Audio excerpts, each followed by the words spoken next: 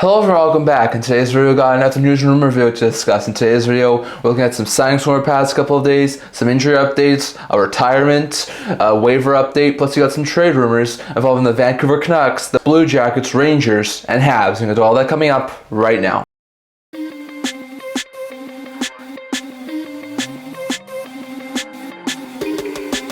Hello everyone, welcome back to another video here at the Instant Hockey channel. Now before we begin this video, don't forget to like this video and subscribe below. Thank you for all of your support. I would never do this without you guys, so if you haven't already, don't forget to subscribe button down below and don't forget to leave a comment down in the comment section below so all that I was discussing in today's video. So in today's video, I'm doing another trade rumor video here to discuss. So as usual, we're going to start off with a couple of signings. 9 signings happened over the past few weeks that we're going to get to here today. So there were a couple of interesting ones. One standard extension type contract, and then we saw 8 ELCs we handed out, so we'll get to all the updates here. So first, the one contract extension that we saw from our past couple days was in Washington, as the Capitals have signed depth forward Spencer Smallman, who's been playing the AHL over the past couple of years, to a 2-year ELC with the AV of $775,000. Smallman was signed in the offseason on a 1-year deal. He so far has 10 goals and 34 points in 59 games over in the AHL for Washington, one of his better seasons, and he's been a long-time AHL player. Hasn't gone to any NHL action yet, so interesting signing there. It's a low depth addition, not too surprising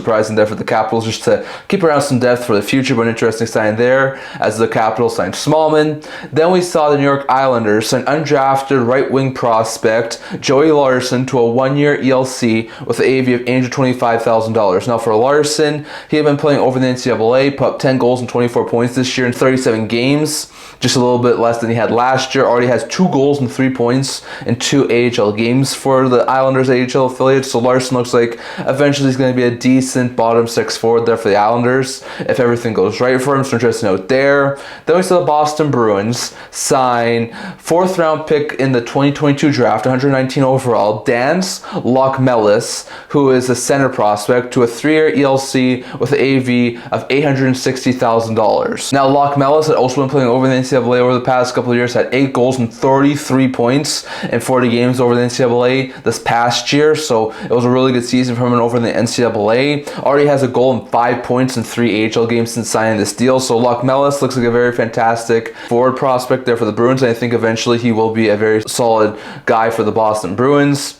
Then we saw the Edmonton Oilers sign left shot defensive prospect who was undrafted Damian Carfagna to a 2-year ELC with an AV of $863,000. That'll be for the rest of this current season and for next year. Now for Carfagna, he's been playing this past few years over in the NCAA, having 7 goals and 28 points in 38 games played, so really good stuff there. He looks like a very fantastic deep prospect of the future there for the Oilers, so interesting note there, but the Oilers have signed Carfagna to a new deal. And then we saw New York Rangers sign Callum Tung, who's a goaltending prospect, undrafted guy, to a 3-year ELC with AAV of $873,000. Now the Rangers already have a couple of decent goaltenders right now, so Tung probably won't see NHL action for a while, but he played this past year over in the NCAA, playing 15 games, having a 2.01 GAA and a .933 save percentage, was looking great. He also got into 1 AHL game, putting up a 2.08 GAA and .875 save percentage, so a decent showing there in his first pro level game. So I think Tung eventually might be able to challenge for like a backup role in the New York Rangers organization, so interesting note there. And then we also saw a few more guys sign ELCs. First, we saw the LA Kings sign 2022 5th round pick, 148th overall, red shot defensive prospect Otto Salin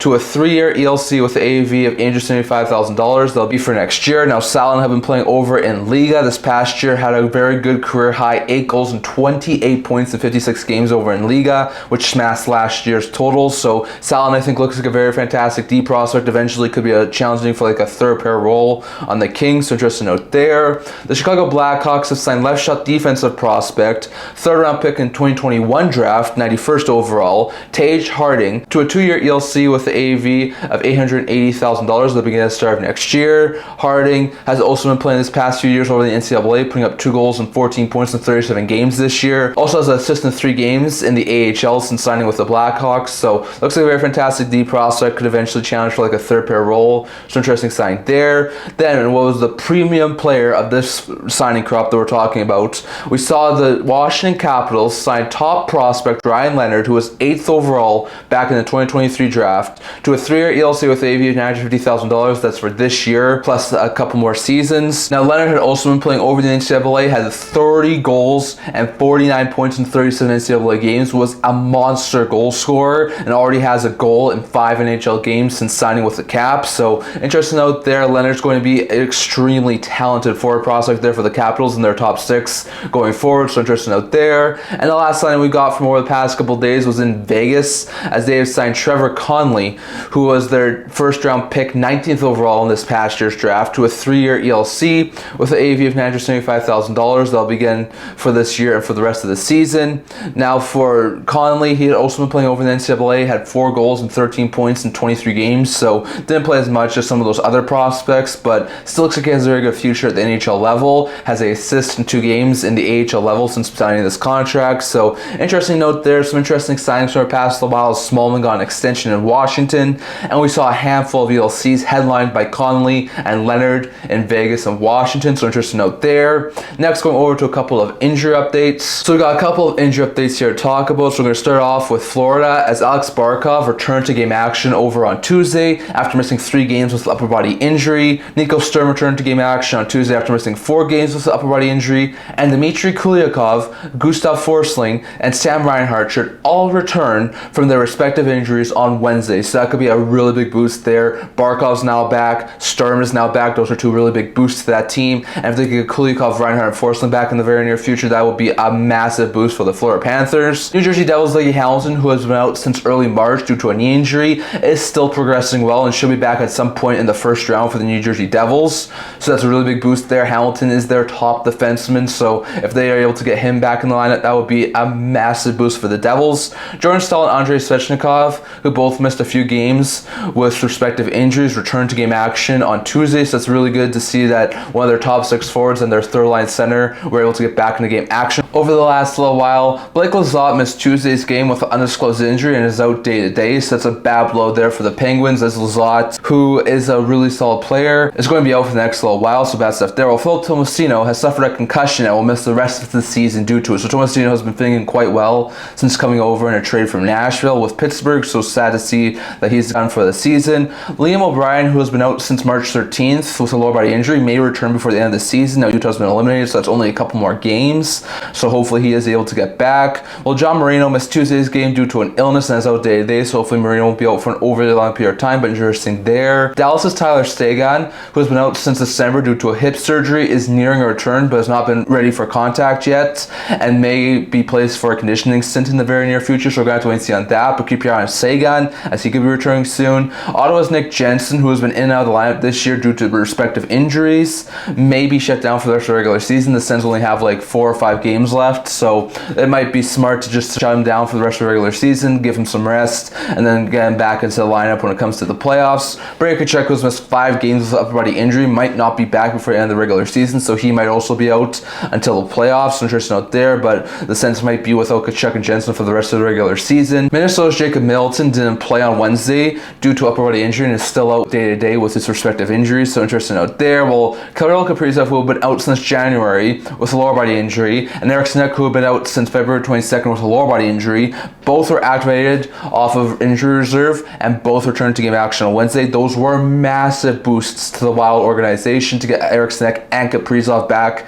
into their lineup. And then we saw Edmonton's Connor McDavid, who had been out since March 22nd, return to game action on Wednesday, and the Oilers are expecting most of or all of their players who are currently injured, like Frederick, Kane, Draisaitl, Ekholm, Nugent Hopkins, guys like this, back for the playoffs. So it seems like the Oilers will get a big influx of players back before the playoffs start, but it's good to see that McDavid did indeed get back. So lots of interesting injury updates from the past couple of days. Good to see guys like McDavid, Kaprizov, Staal, and Barkov all return to game action. Hopefully they don't look too bad in their returns. Bad news to see guys like Tomasino, Marino, Jensen, and Middleton all be out with injuries, and hopefully they won't be out for an overly long period of time, but some interesting injury updates from the past couple of days. We got a couple of other small things to talk about here before we go over to the trade rumor portion. So first, Lycksell, who we mentioned in our last trade rumor video, was placed on waivers, and like I mentioned in that video, At this point in time, no teams who claim players off of waivers can use those players in the regular season or in the playoffs. So at this point, it really makes no sense for teams to claim players off of waivers, which is no surprise as to why Lycksell did wind up clearing waivers a couple days ago. That was the only waiver update from our past couple of days, but Lycksell did wind up clearing, and he's going to remain with the Philadelphia Flyers for the rest of this year. So interesting out there. Well, I also saw Jets prospect Chaz Lucius retire due to medical reasons. So hopefully he'll be recovering well, and he'll be able to get his life back on track after all of his medical problems. But it's bad to see it. One of the top prospects in the Jets organization, Chaz Lucius, who had such a really good and bright future at the NHL, did wind up calling it quits and retiring. So hopefully Lucius recovers from all the medical issues he's dealing with. But that's an interesting retirement up there for a younger player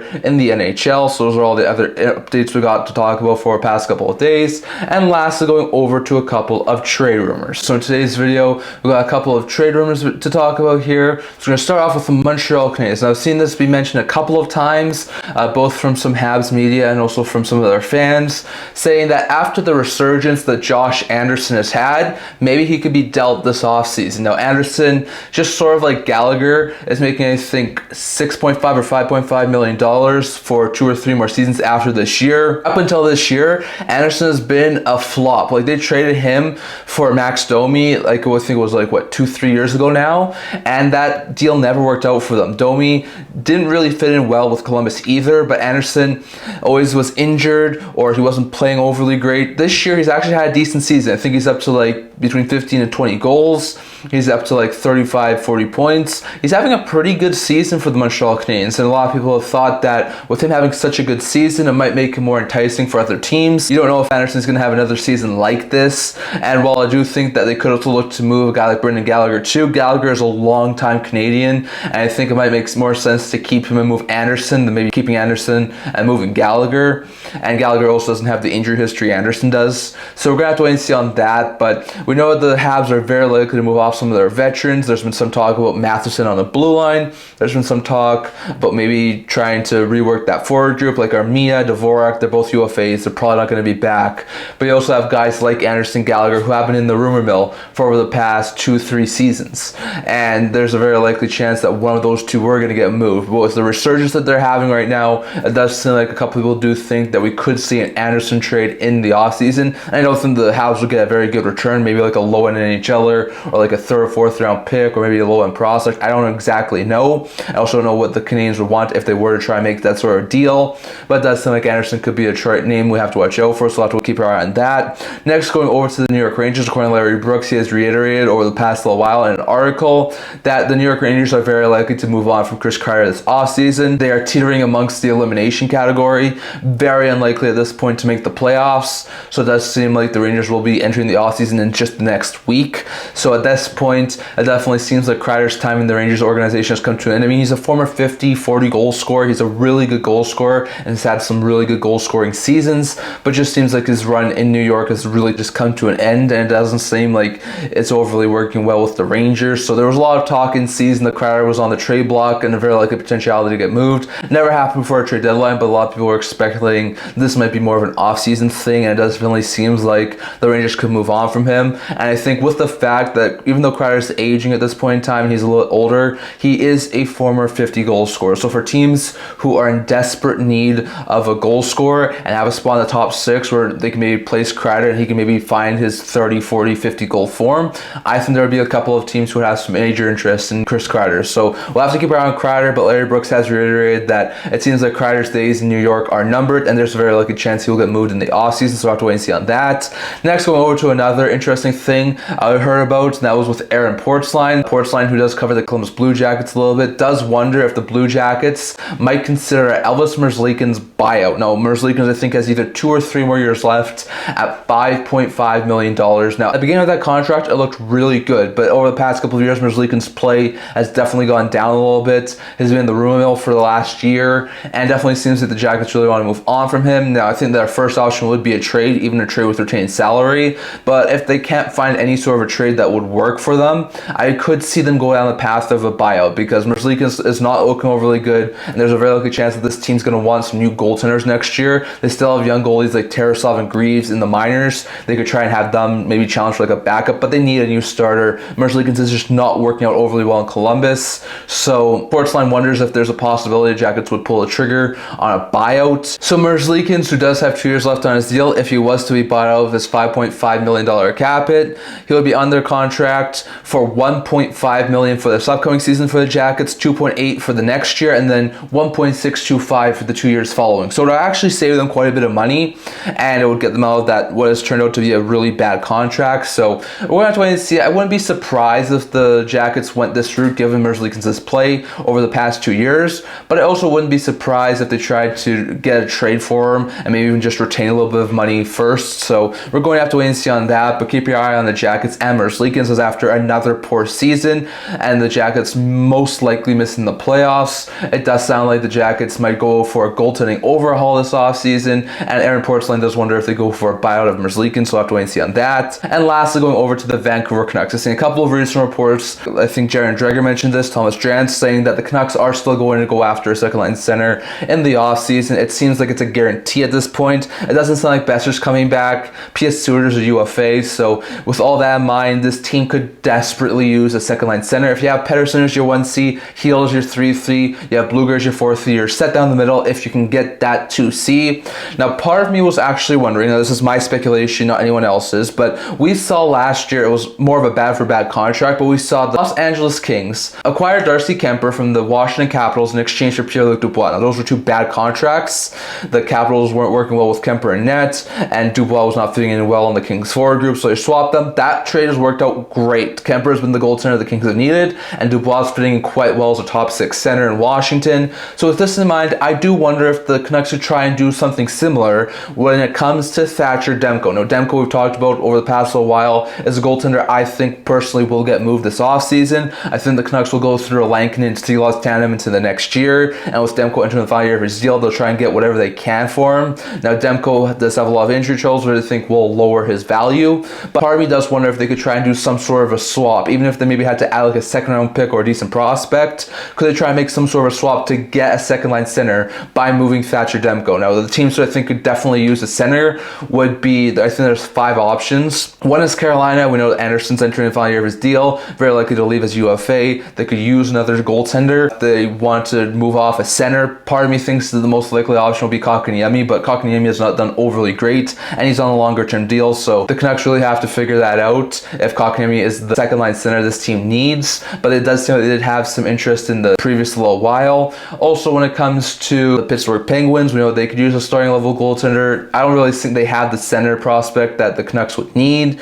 You also look at the Detroit Red Wings, they could use a solid starting goaltender. On top of that, a guy like Casper or Comfort come to mind as maybe a second line center the Canucks could use. If you look at the Edmonton Oilers, they could definitely use a starting level goaltender. Part of me wonders, will they be interested in moving RNH for Thatcher Demko? I don't think so, but that would be a very interesting concept. And Columbus, like we just talked about, if they move on from Merzlikins, they're going to want a new starting goaltender. If they acquire Demko, would they be willing to part with maybe a guy like Cole Sillinger or Boone Jenner? Definitely. So those are my opinions. I think those 5 teams really need a starting level goaltender, and if the Canucks could get a second line center in one of those teams and move Thatcher Demko for it, I think that would be a prime trade target for the Canucks. So we're going to have to wait and see on that, but personally, I think using Demko to get that 2C for the Canucks will be a very smart move there for Vancouver. So definitely, that's all I'm going to talk for today. I'll let you guys thoughts on all this down in the comment section below. Do you think the Canucks will move Demko, and if so, could they use Demko to add a second line center? Do you think the Habs will move Josh Anderson? Do you think the Jackets will buy out Evalos Merzlikins? And do you think the Rangers will wind up moving Chris Kreider in the offseason? Definitely do your thoughts on all of that,